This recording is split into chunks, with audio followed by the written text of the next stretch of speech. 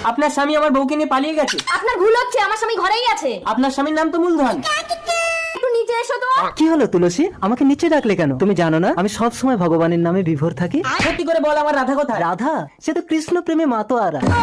Madam, আপনার স্বামী তো সাক্ষাৎ সাধু, আমাকে ক্ষমা করবেন প্লিজ। তথাস্তু। ব্যাপারটা কিছুতেই আমার ভালো ঠেকছে না, এর রহস্য আমাকে খুঁজে বার করতেই হবে। শুনেছি বাবা লোকেশ্বর গোপন রহস্য বলে দিতে পারে। বাবা লোকেশ্বর, আমার স্বামীর কি অন্য মেয়ের সঙ্গে লাইন আছে? সুমন্তর, তোর স্বামীর ছবিটা বার কর।